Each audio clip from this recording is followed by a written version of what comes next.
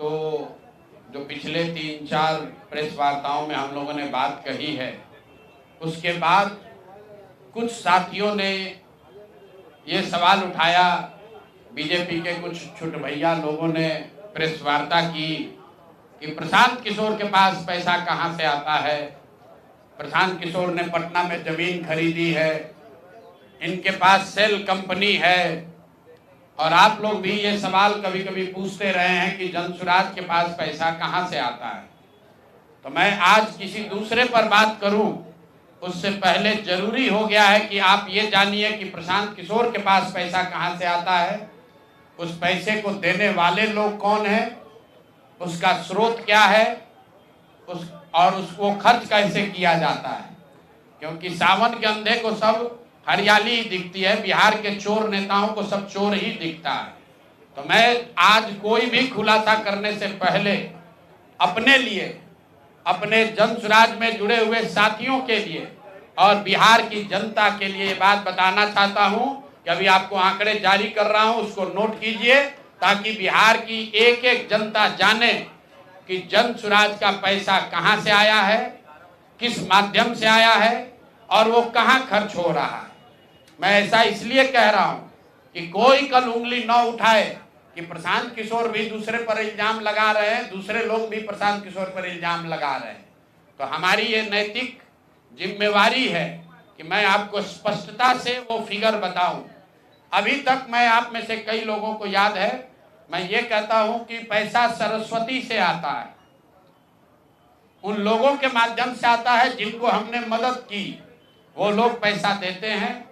क्योंकि बिहार में नई व्यवस्था बनाने के लिए किसी बालू माफिया, शराब माफिया, भ्रष्ट लोगों की मदद न लेनी पड़े, गरीब से गरीब व्यक्ति को भी अगर बिहार सुधारने के लिए जज्बा है, ताकत है, उसको चुनाव लड़ाया जा सके, इसके लिए जनसुराज के पास साधन होना चाहिए।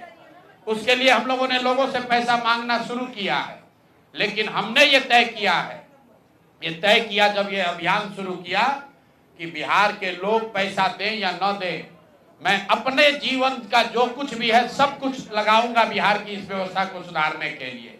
और ये सिर्फ शब्द नहीं है जो मैं कर रहा हूं, ये आप देख रहे हैं।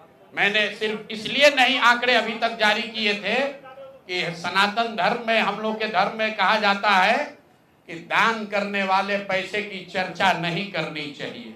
लेकिन यहाँ के छुट भैये नेता, इन्होंने जब बात उठाई है तो मैं अब आंकड़ा जारी कर रहा हूं, आप लोग नोट कर लीजिए। पिछले 3 बरस में प्रशांत किशोर को पैसा कहां से आया है।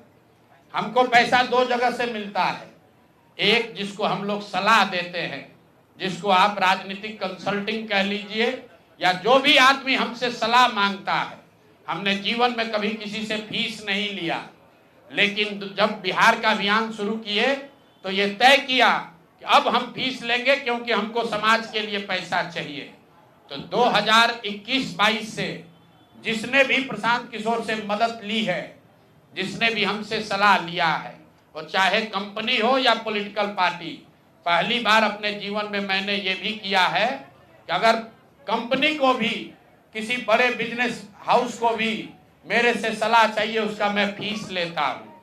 और टोटल जो फीस लिया गया पिछले 3 बरस में मेरे व्यक्तिगत अकाउंट में या मेरे से जुड़े हुए संस्थाओं में 241 करोड़। बिहार के लोग सुन लो, कर तुम चोरी करते हो, प्रशांत किशोर ने 241 करोड़ रुपया फीस के तौर पर मैंने पिछले 3 साल में जमा किया है। इस पर 30 करोड़ 95 लाख 68,764 रुपया जीएसटी पे किया गया है।